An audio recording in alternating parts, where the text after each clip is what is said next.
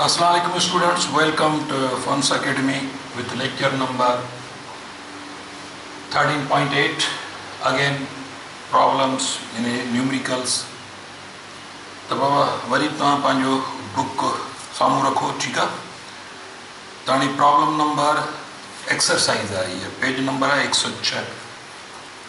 हिन में problem number 1 आहे, यानी एक्सरसाइज आहे असांजी।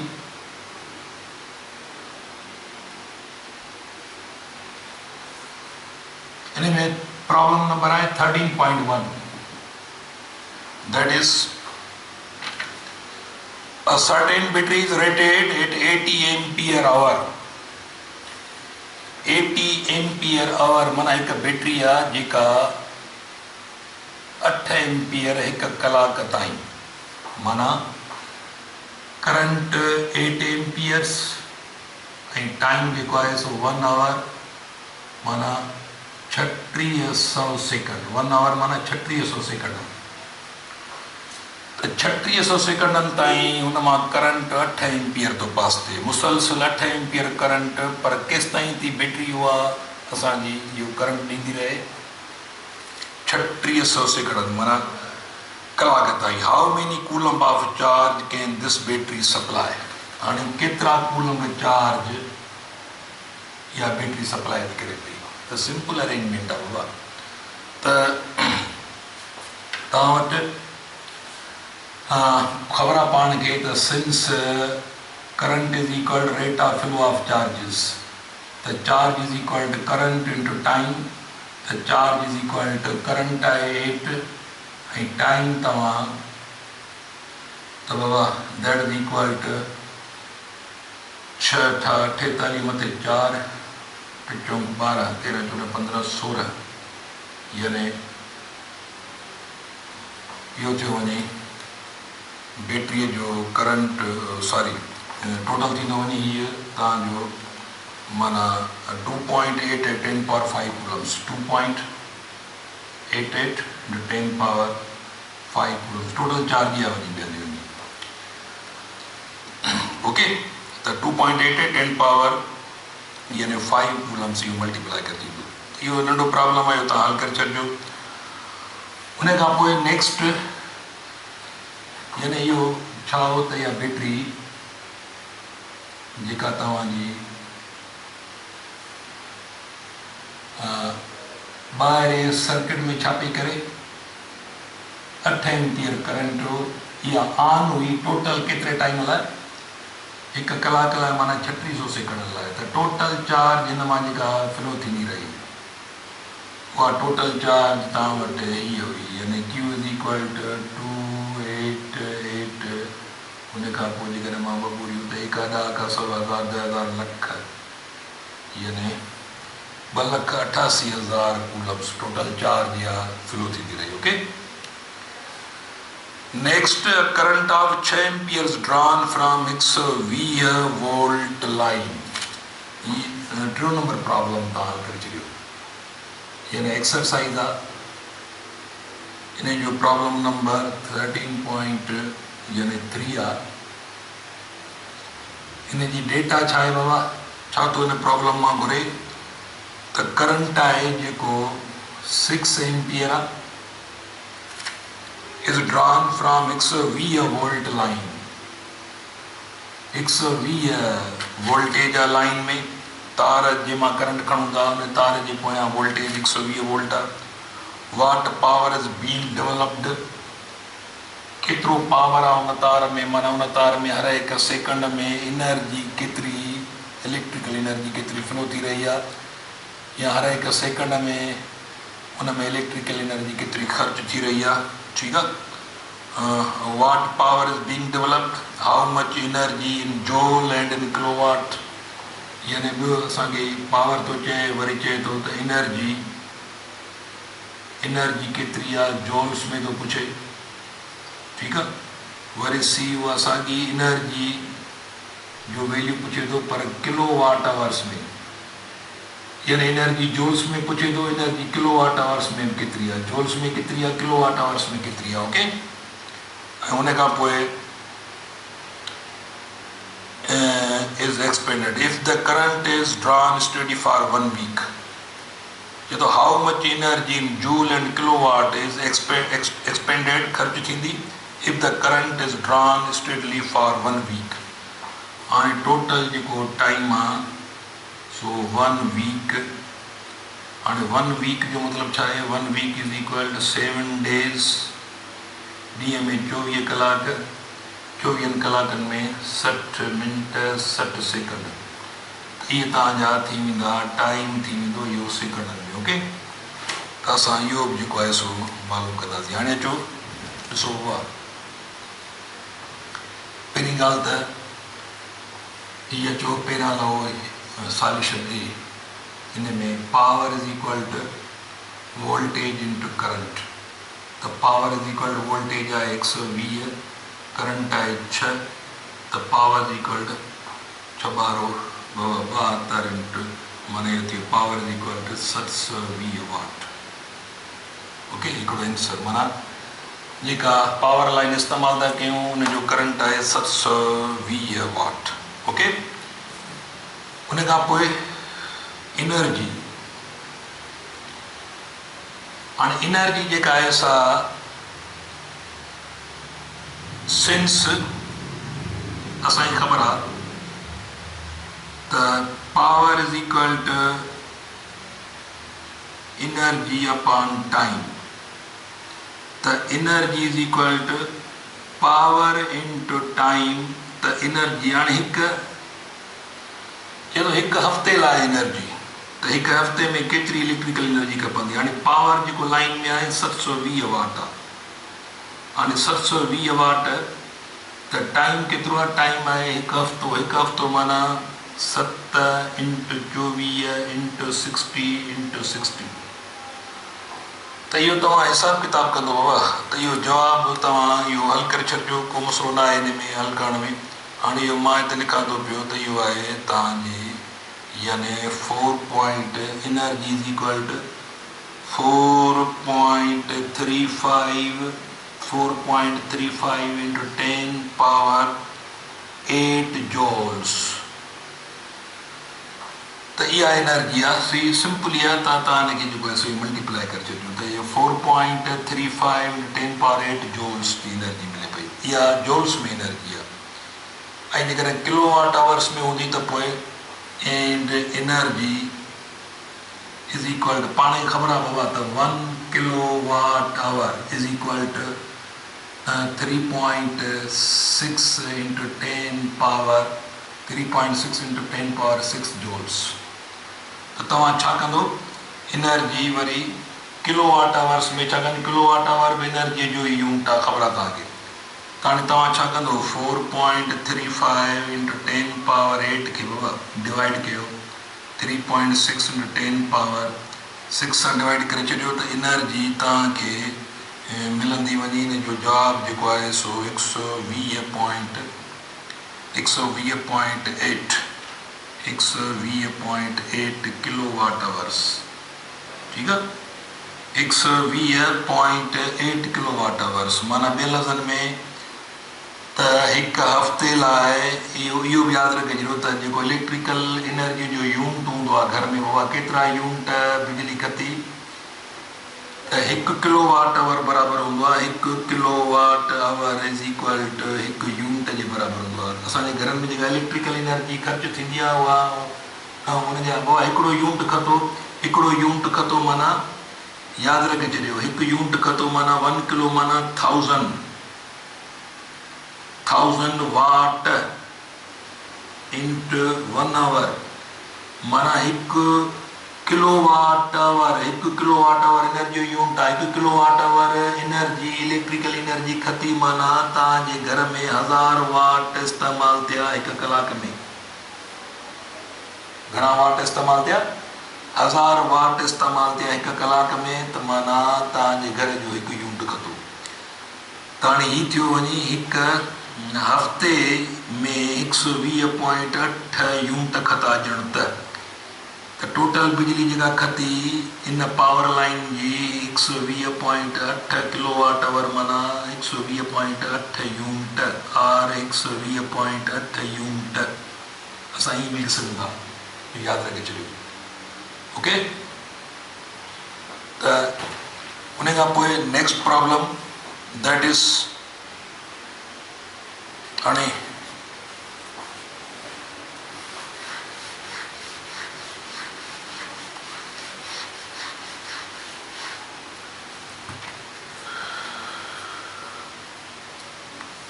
करंट्स ऑफ टू हिकिड़ियूं तारूं ॿ तारूं आहिनि, ॿ पावर लाइन्स आहिनि। हाणे हिकिड़ीअ में करंट आहे मिसाल 3 एम्पियर, उन में वरी जेका वोल्टेज आहे सा 60 वोल्ट आहे। वरी ॿी तार आहे जंहिंमें करंट आहे 1.5 एम्पियर, त उन में वोल्टेज आहे 120 एम्पियर। ठीकु आहे, त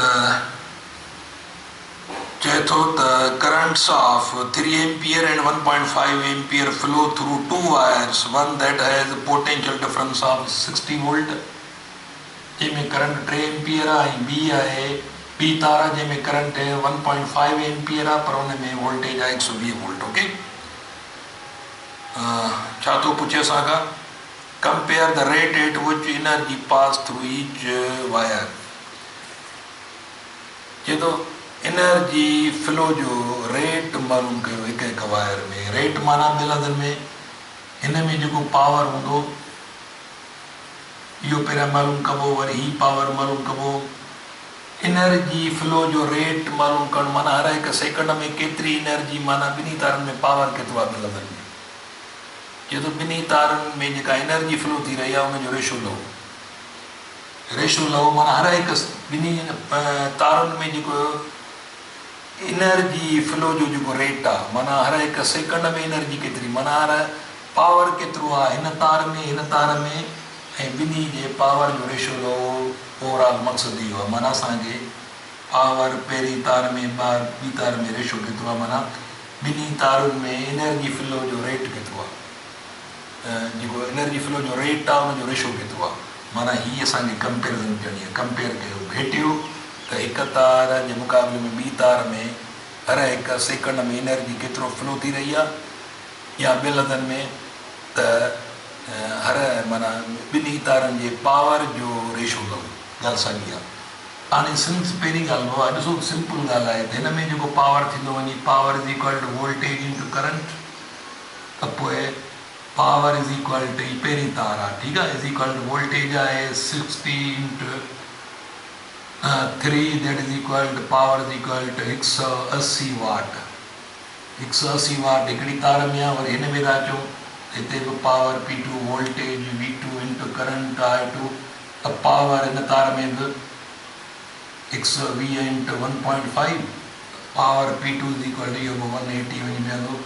इन जो मतिलबु इहो थियो त पावर ॿिन्ही तारनि जे पावर जो रेशो, माना रेट ऑफ एनर्जी फ्लो जो ratio 180 upon 180, that is equal to, हाणे रेशो 1 थो अचे, 1 आयो वञे मतिलबु आहे त ॿिन्ही तारनि मां पावर साॻियो आहे, ॿिन्ही तारनि में पावर साॻियो आहे। फ़र्क़ु ॾिसो कीअं आहे, जंहिं तार में करंट घटि आहे वोल्टेज वधीक आहे, ॿी तार आहे जंहिंमें वरी करंट घटि वोल्टेज वधीक, त इहो रेशो जेको आहे सो वरी बि बराबरि थो वञे। माना ॿिन्ही में पावर साॻियो आहे, पावर साॻियो हूंदो त ॿिन्ही जो पोइ 180, माना हिकिड़ी तार में हर हिकु सेकंड में 180 जूल पर सेकंड में, ऐं हुन में बि केतिरा, हुन में बि 180 जूल पर सेकंड में। माना एनर्जी जो फ्लो यादि रखे छॾियो त बाबा ॿिन्ही तारनि में एनर्जी जो फ्लो सेम आहे, त रेशो 1 आयो, माना ॿिन्ही तारनि मां हर हिकु सेकंड में इलेक्ट्रिकल एनर्जी साॻी पास थी रही आहे, ख़र्च थी रही आहे। त इहो हुनजो मक़सदु इहो हो। ठीकु आहे, त next that is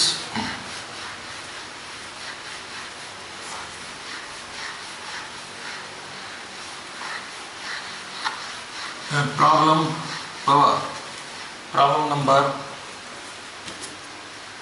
next problem आहे फर्स्ट कयो 5 number, problem number 5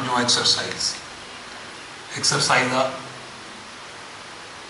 13.5, that is a wire carries a current of एक वायर आहे जंहिंमें करंट आहे 1 एम्पियर. हाउ मेनी इलेक्ट्रॉन्स पास इन a wire in each second. हर हिकु सेकंड में इलेक्ट्रॉन जो तइदाद केतिरो पास थी रहियो आहे. त इहो प्रॉब्लम तव्हां हाणे करे सघो था. को मसइलो कोन्हे को. पहिरियां करंट लहो. Current is equal to current is equal charge is equal to current into time. छाकाणि जो करंट बराबरि हूंदो आहे चार्ज ओवर टाइम. त मल्टीप्लाई थींदो. पहिरियां लॻंदो तव्हां त हीउ थी वियो वञी केतिरो टाइम 1 सेकंड थो चए पियो. हिकु सेकंड में हिकु तार आहे. हीअ हिकु तार आहे. हिन चए थो हिन जी क्रॉस सेक्शनल एरिया में या कंहिं बि पॉइंट मां हर हिकु सेकंड में माना हिकु सेकंड में टाइम जेको आहे सो 1 सेकंड आहे. हर हिकु सेकंड में इलेक्ट्रॉन केतिरा पास थी रहिया आहिनि. जॾहिं त हिन में जेको करंट आहे उहो 1 एम्पियर आहे. 1 एम्पियर हिकु तार आहे जंहिंमें 1 एम्पियर करंट पास थी रहियो आहे. चए थो हुनजी कंहिं बि पॉइंट मां हर हिकु सेकंड में इलेक्ट्रॉन केतिरा पास थी रहिया आहिनि. त ख़बर आहे तव्हांखे त इलेक्ट्रॉन जो तइदाद बराबरि charge upon electronic charge. Total charge केतिरी आहे. टोटल चार्ज तव्हांजी वेंदी वञी Q is equal to current 1 ampere आहे माना इहो 1 कूलम थी वञे. Charge is equal to 1 coulomb. Okay. त 1 कूलम खे 1.6 10⁻⁻19 सां डिवाइड करे छॾियो त इलेक्ट्रॉन जो तइदाद बाबा इहो सिंपल अरेंजमेंट थी वई. 6.3 × 10⁻18 इलेक्ट्रॉन्स. इहो बि हिकिड़ो फिक्स वैल्यू आहे. यादि रखे छॾियो. सुभाणे तव्हांखे जेकॾहिं का शइ पुछी थी वञे त बाबा हिकु तार में current is equal to 1 ampere आहे.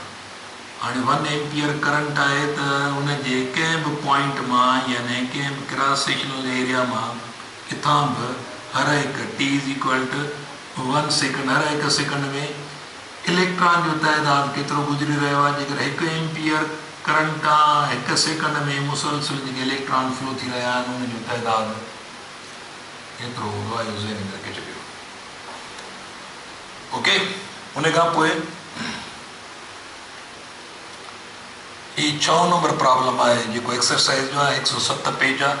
107 पेज ते 6 नंबर प्रॉब्लम आहे. That is problem number 6. 13.6 problem हुआ.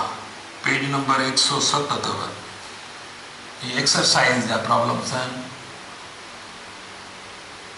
त an electric drill rated at 400 watt. 400 watt माना पावर मिलियल आहे. यानी data power is equal to 400 watt. त जेको वैल्यू मिलियल आहे उन पाण यूनिट मिलियल आहे त इहो पावर आहे. An electric drill rated 400 watt माना इहा इलेक्ट्रिक ड्रिल 400 वाट जी आहे. Is connected to 240 power line. 240 volt power line. 240 volt माना वोल्टेज मिलियल आहे. त पावर जंहिं लाइन में पावर आहे जंहिं लाइन में हेतिरो पावर आहे उनजे में वोल्टेज केतिरी आहे 140 240 वोल्ट. ओके. चए थो how much current does it draw. त उन ड्रिल मशीन में अंदरि लाइन में जेका कॉइल आहे आर्मीचर जी जेका कॉइल आहे उन मां जेको करंट केतिरो थो फ्लो थिए इज़ इक्वल टू वाट. त सिंपल ॻाल्हि आहे त power is equal to voltage into current. त current is equal to power upon voltage. त करंट इज़ इक्वल टू बाबा 240 अपॉन वोल्टेज आहे पावर 400 आहे. Sorry 400 upon 240. त current that is equal to 1.67 ampere. 1.67 amperes. Okay. इहो answer इहे नंढा नंढा प्रॉब्लम्स इहे तव्हां हल करे छॾिजो. उन खां पोइ अचूं था असां अॻिते. पोइ वरी असां सर्किट जा प्रॉब्लम हल कंदासीं. हाणे हिकिड़ो प्रॉब्लम आहे जेको बैटरीअ ते आहे. वरी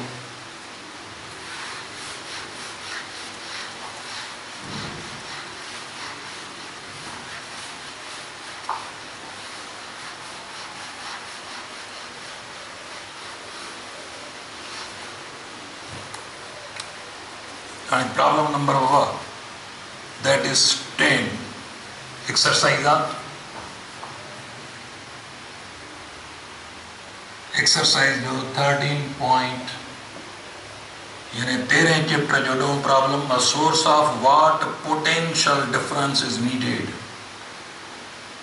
two charge a battery of बस a source of what potential difference is needed to charge a battery माना चार्जिंग जो मसलो आहे यानी केतिरी वोल्टेज वारी बैटरी खपे यानी चार्जर जी वोल्टेज केतिरी खपे माना असांखे अप्लाइड वोल्टेज केतिरी खपे चार्जर जी वोल्टेज केतिरी खपे is needed to charge a battery of माना केतिरी EMF जी बैटरी आहे 220 वोल्टनि जी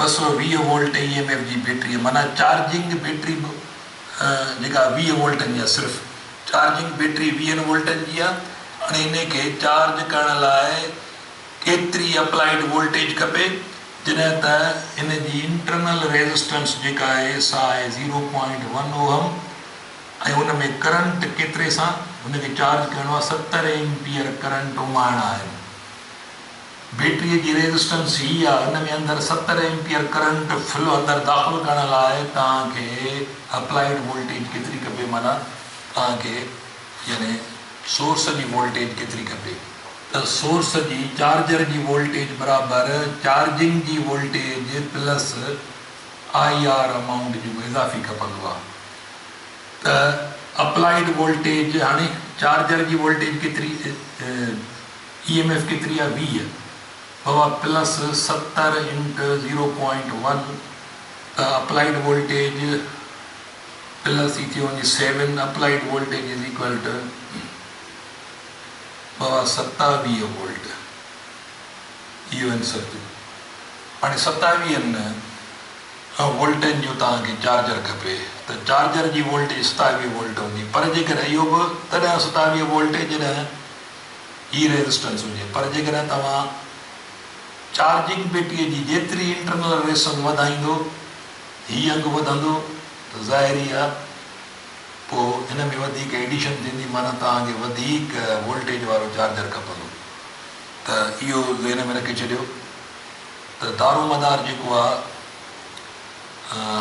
बाबा अप्लाइड वोल्टेज जो जेको दारोमदार आहे उहो ॿिनि शयुनि ते आहे हिकिड़ो त तव्हां हुन में करंट केतिरो था उमाणियो जेतिरो करंट वधीक उमाणींदो ओतिरो अप्लाइड वोल्टेज वधीक हूंदी तव्हां करंट हिते 80 था उमाणियो त पोइ ज़ाहिरी आहे हिते पोइ हेठि थी थो वञे हिन साॻी रेजिस्टेंस ते तव्हां करंट हुन में 100 एम्पियर था उमाणियो त पोइ लाज़मी आहे हिते पोइ साॻी रेजिस्टेंस में माना इंटरनल रेजिस्टेंस जेका 0.1 आहे हाणे जेकॾहिं तव्हां 100 एम्पियर करंट था हुन में उमाणियो त पोइ अप्लाइड वोल्टेज तव्हांजी यादि रखे छॾियो त पोइ हिते ई थींदो वञी हिते जेकॾहिं 100 लिखंदो त हिते थींदो 10 तव्हांखे 30 वोल्टनि जो यानी चार्जर खपे त हिकु नंढी बैटरीअ खे चार्ज करण लाइ जेतिरी अप्लाइड वोल्टेज घणी हूंदी आहे ओतिरो तव्हां उन में माना घणो करंट था उमाणियो वरी ॿिए पासे जेकॾहिं फ़र्ज़ु कयो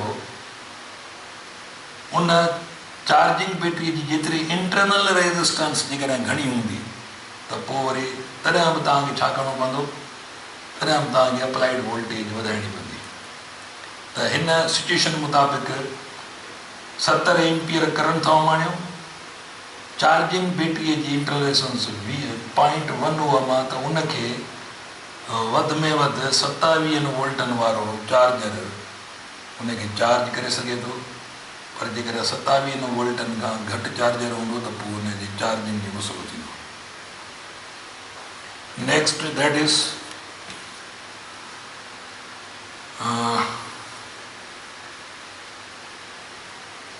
ॿी 13 नंबर प्रॉब्लम जेको आहे सो इहो हल करे छॾियो 13.13 एक्सरसाइज आहे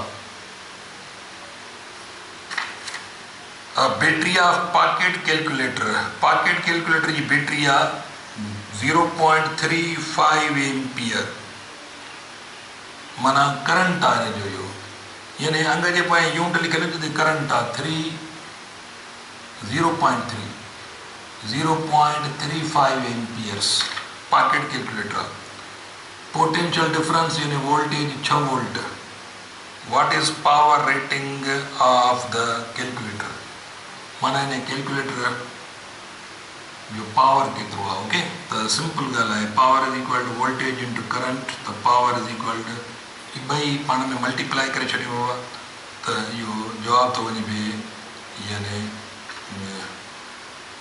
2.1 वाट.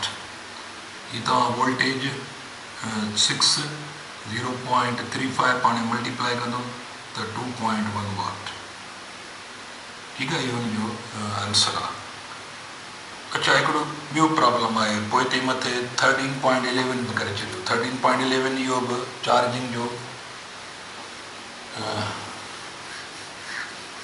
हिकिड़ो मिनट. हाणे इहा battery of 24 volt is connected to 10 ohm load. अच्छा, चार्जिंग जो न आहे, पर हीअ बैटरी आहे. हीअ बैटरी आहे तव्हां वटि जेका ॿाहिरियों लोड आहे. हिन जी पंहिंजी इंटरनल रेजिस्टेंस जेका हूंदी आहे आर स्मॉल सां. ओके, हाणे सोचे थो त a battery of 24 volt is connected to. हाणे 24 वोल्ट जी बैटरी माना EMF आहे हिनजी.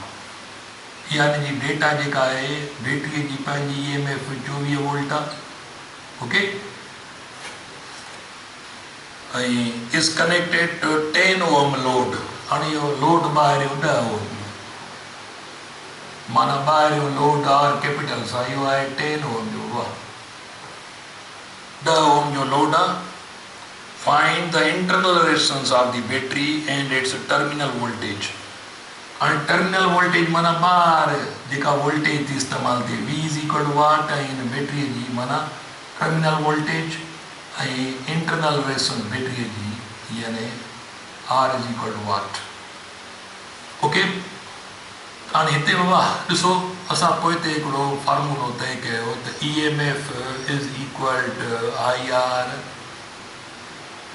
Plus IR. ती बैटरीअ जी EMF जेकॾहिं सर्किट लॻल आहे त ॿाहिरि वोल्टेज हीअ ख़र्च थींदी आहे. ॿाहिरि वोल्टेज माना बैटरी जेकॾहिं 24 वोल्ट जी EMF, हाणे 24 वोल्ट जी बैटरी आहे, तव्हां खणी आया आहियो, जेॾी महिल सर्किट लॻाया हुआ त 24 वोल्टनि मां ॿाहिरि केतिरा वोल्ट ऐं अंदरि केतिरा वोल्ट इस्तेमालु था थियनि. छाकाणि जो सर्किट लॻाइण खां पोइ करंट जारी थी वेंदो. करंट जारी थी वेंदो त पोइ वोल्टेज ॿाहिरि बि खपंदी, अंदरि बि खपंदी. ऐं जेकॾहिं सर्किट न आहे त 24 वोल्ट आहिनि टर्मिनल ते, पर सर्किट लॻायो आहे त हाणे ॿाहिरि वोल्टेज केतिरी ऐं अंदरि वोल्टेज केतिरी. त 24 वोल्टनि जी बैटरी आहे. हाणे ॿाहिरि वोल्टेज आहे, हीअ हिते जेका वोल्टेज आहे. ठीकु आहे, इहा थी इस्तेमालु थिए प्लस IR. हाणे ॾिसो बाबा, इंटरनल रेजिस्टेंस घुरे थो हिनजी.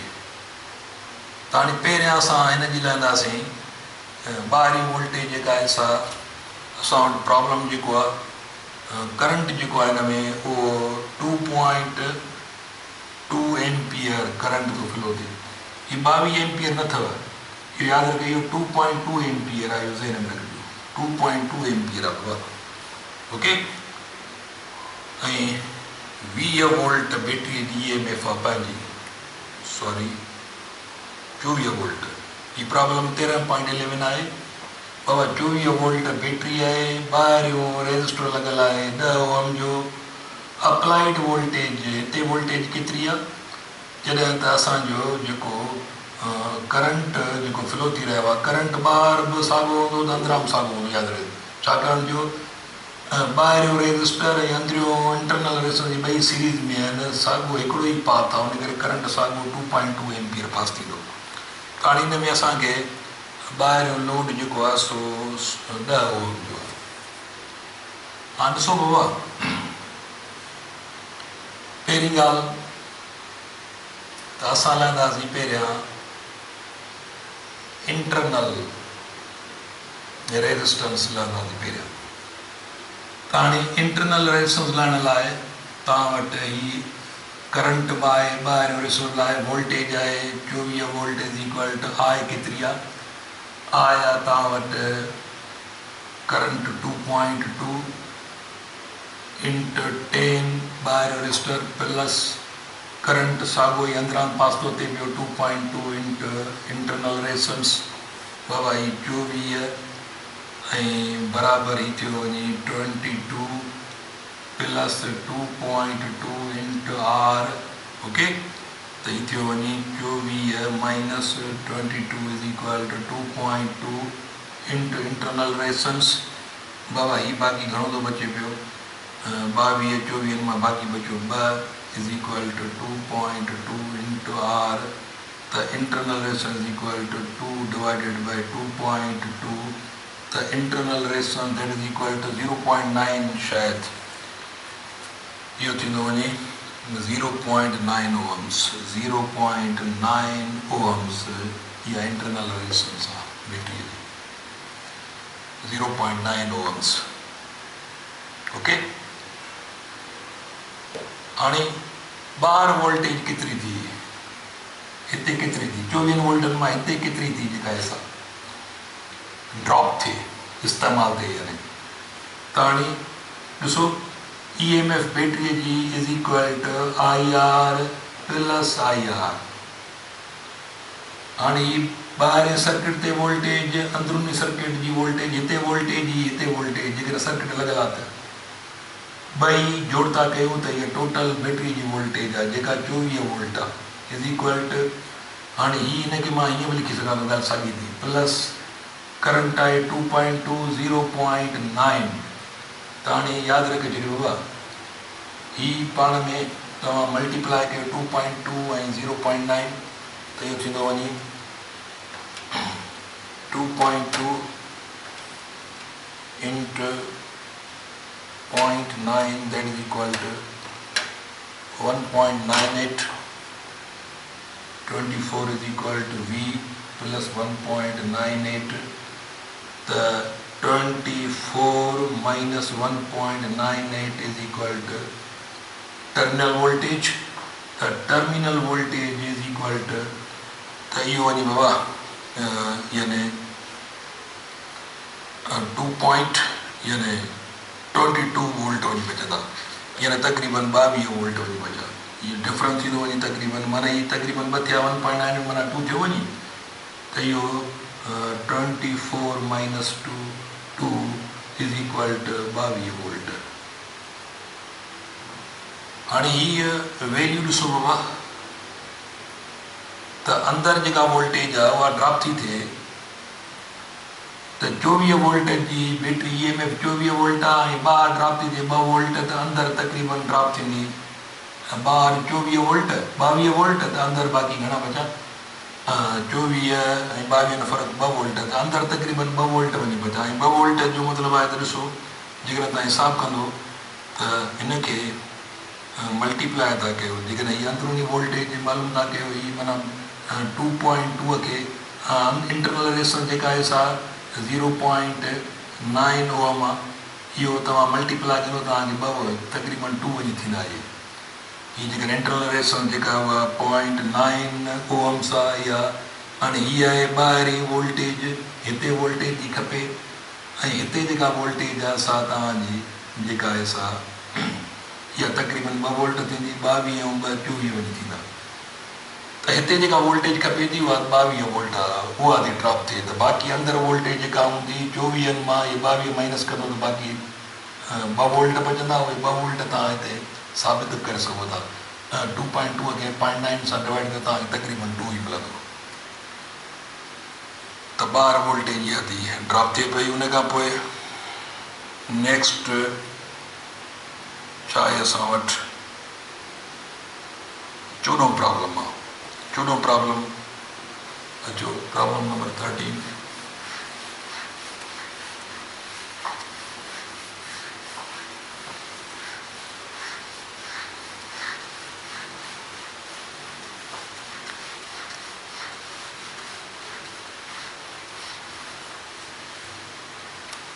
Problem number 13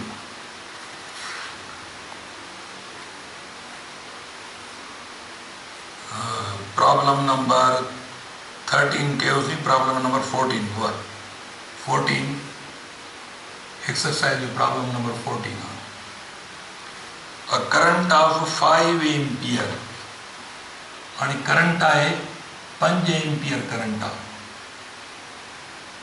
through a battery is maintained for 30 seconds 3 second आहे 3 second means 3 into 60 माना 1800 सेकंड आहे 1800 सेकंड लाइ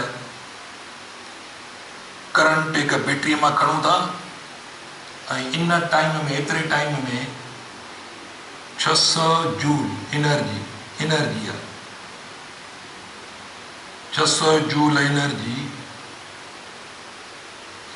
उहा बैटरी जी chemical energy transformed into electrical energy माना असां 6 एम्पियर बैटरी मां करंट खणूं था लाज़मी आहे बैटरी में बाबा इलेक्ट्रिकल एनर्जी स्टोरेज बैटरी आहे जंहिंमें इलेक्ट्रिकल एनर्जी स्टोर्ड आहे हाणे 1800 सेकंडनि ताईं 1800 सेकंड टाइम ताईं 5 एम्पियर मुसलसल बैटरी ॾिए थी ऐं इन टाइम में 600 जूल हुन जा एनर्जी जा ख़र्च थियनि था पिया 600 जूल एनर्जी जा ख़र्च थियनि था माना हुनजी केमिकल एनर्जी कन्वर्ट थी थिए इलेक्ट्रिकल एनर्जीअ में what is the EMF of battery हाणे बैटरीअ जी EMF लो बैटरीअ जी EMF केतिरी आहे how much electric power is available for heating and other purposes हाणे ज़ाहिर आहे बैटरीअ में जेको इलेक्ट्रिकल पावर माना बैटरी आहे हर हिकु सेकंड में केतिरी एनर्जी ॾेई रही आहे जो असां बैटरीअ जे ज़रिए का न का शइ हलाए रहिया आहियूं को बल्ब हलाए रहिया आहियूं या का शइ माना हर हिकु सेकंड में यानी पावर चए थो त केतिरो आहे बैटरी जो माना बैटरी हर हिकु सेकंड में केतिरी एनर्जी पंहिंजी ख़र्च करे थी पई त इहे ॿ शयूं असांखे यानी मालूम करणियूं आहिनि ॾिसो बाबा since voltage is equal to work यानी वर्क पर यूनिट चार्ज वो हिते करे आहे असांखे ख़बर आहे त पर हाणे बैटरी जी वोल्टेज आहे त पोइ बैटरी जी वोल्टेज खे EMF चइबो यानी EMF बैटरीअ जी is equal to work upon charge हाणे पहिरियां ॾिसूं त असांजो या एनर्जी अपॉन चार्ज ॻाल्हि साॻी आहे बैटरीअ जी EMF is equal to energy upon charge त that is equal to energy total केतिरी आहे 600 माना हाणे यानी EMF आहे हीअ EMF आहे बैटरीअ जी EMF इज़ इक्वल टू बैटरीअ जी एनर्जी 600 जूल अपॉन चार्ज केतिरी बाबा ऐं चार्ज ख़बर आहे तव्हांखे is equal to current into time ठीकु आहे त बैटरीअ जी EMF is equal to 600 upon 5 ampere into 1800 त इहो वञी 600 एम्पियर इंटू 1800 हिकिड़ो मिंट 6 घणा फॉर 30 सेकंड आहे सारी 30 सेकंड सेकंडनि खे सेकंड ई रहण ॾियो सारी मां ई मिंट सम्झो ही 30 सेकंड ई आहे त 30 सेकंड सारी ही टाइम सेकंडनि में मिलियल आहे टाइम असांजो सेकंडनि में मिलियल आहे यादि रखो त हाणे EMF जेका बैटरी जी थींदी EMF is equal to energy 600 joule upon 180 त बाबा बैटरीअ जी EMF इज़ इक्वल टू हिन में कैंसिल त इहो 60 खे 18 सां डिवाइड कंदो त तव्हांखे जवाबु मिलंदो बाबा वञी 4 यानी वोल्ट जी बैटरी आहे इहा 4 वोल्ट आहे तव्हांजो आंसर जेको आहे 4 वोल्ट आहे ओके त इहो तव्हांजो 4 वोल्ट जी बैटरी आहे EMF 4 वोल्ट जी आहे यानी बैटरीअ जी EMF 4 वोल्ट जी आहे हाणे बैटरीअ जो हर हिकु सेकंड में बैटरी केतिरी एनर्जी ख़र्च करे रही आहे नाउ पावर जेको आहे power is equal to energy upon बाबा टाइम त पावर इज इक्वल टू हाणे energy total 600 joule upon time केतिरो आहे, टाइम आहे 30 सेकंड, ठीकु आहे। त पावर इज इक्वल टू तव्हांजो इहो 2.5 सेकंड में यानी 20 वाट वञी पिया था, त मल्टीप्लाई कंदो त हीअ 23 बिटरी 6 माना इहो 20 वाट जी 2.5 सेकंड में, माना मां हीअं बि लिखी सघां थो 20 वाट माना 20 जूल 2.5 सेकंड में। 2.5 सेकंड में इहा बैटरी 20 जूल एनर्जी ॾेई रही आहे। पोइ तव्हांजी मर्ज़ी आहे हीटिंग पर्पज़ लाइ इस्तेमालु कयो या कंहिं अदर पर्पज़ लाइ, ठीकु आहे। पर इहो तव्हां पावर हीअं बि लही सघो था, power is equal to voltage into current. त पावर इज़ इक्वल टू बैटरीअ जी वोल्टेज माना बैटरीअ जी EMF, यानी मां हीअं लिखां जेकॾहिं बैटरीअ जी EMF इंटू करंट, त बैटरीअ जी EMF 4 वोल्ट आहे, करंट जेको आहे सो 5, तॾहिं तव्हांखे 20 यानी वाट मिलंदा। त तव्हां हिन फार्मूला ज़रिए लहो या हिन फार्मूला ज़रिए ॻाल्हि साॻी आहे। त इहो प्रॉब्लम बाबा तव्हांजे अप्रोच में हुअणु खपे, ओके। हुन खां पोइ नेक्स्ट हिकिड़ो प्रॉब्लम कयूं था पिया, ॾिसो हाणे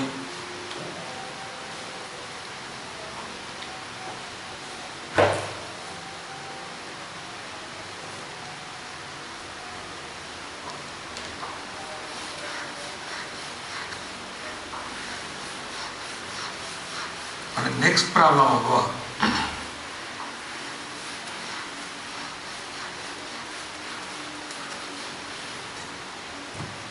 हिकिड़ो प्रॉब्लम तव्हांखे अची सघे थो, 16हों प्रॉब्लम आहे। 3 इक्वल रेजिस्टर्स ईच 12 ohms माना R1 बराबर R2 बराबर R3 is equal 12 ohms। 3 resistors आहिनि 12 ohm जा आहिनि, 3।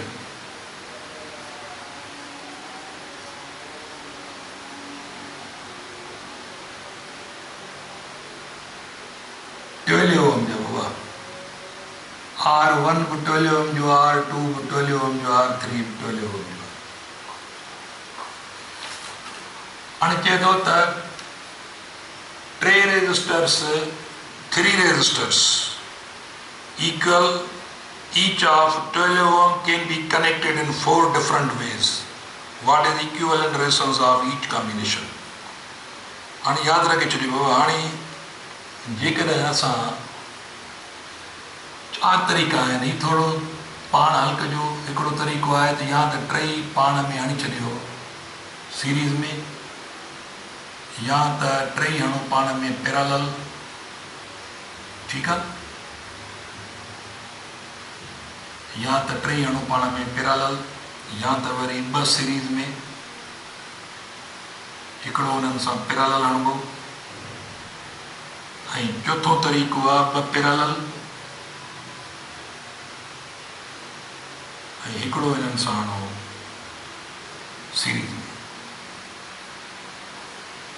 3 रेजिस्टर वधि में वधि 4 तरीक़नि सां हणी सघो था, या त 3 सीरीज़ में हणो, या 3 पैरेलल में, या 2 सीरीज़ में हिकिड़ो पैरेलल में, या 2 पैरेलल हिकिड़ो सीरीज़। हाणे हिते रेजिस्टेंस तव्हांखे मिलंदी R मैक्सिमम मिलंदी 12 12 12 12 36, मैक्सिमम 36, ठीकु आहे। ऐं हिते मिलंदी तव्हांखे वरी लीस्ट वैल्यू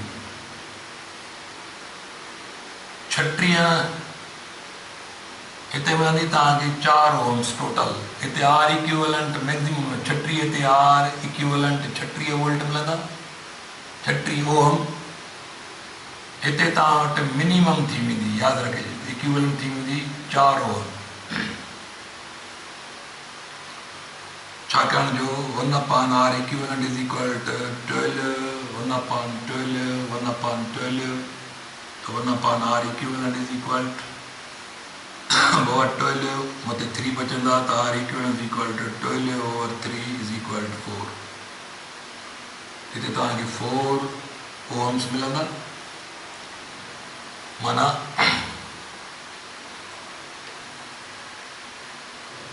केतिरा दफ़ा वोल्टेज जो रेजिस्टेंस रिड्यूस थी थिए, 4 5 7 8 32 ना चऊं माना 9 टाइम्स तव्हां 36 के 9 सां डिवाइड कंदो तव्हांखे 4 मिलंदा, माना 9 टाइम्स 4 × 36 9 टाइम्स यानी मैक्सिमम वोल्टेज रिड्यूस थी थी जेका 4 थी बचे। पर हाणे तव्हां ही 2 हल कजो, तव्हांजी इहा होमवर्क आहे त मिनिमम डबल कीअं थींदी हिन में या हिन में, जॾहिं 2 रेजिस्टर सीरीज़ में आहिनि, हिकिड़ो पैरेलल, वरी जेकॾहिं 2 पैरेलल ऐं हिकिड़ो सीरीज़ में, त छा थींदो, हिननि 2 सर्किट मां मिनिमम जो को डबल हूंदो, वरी ॿियो सर्किट हूंदो जेको मैक्सिमम जो हाफ हूंदो। हाणे मैक्सिमम जो हाफ हिन में थो मिले या हिन में थो मिले, वरी मिनिमम जो डबल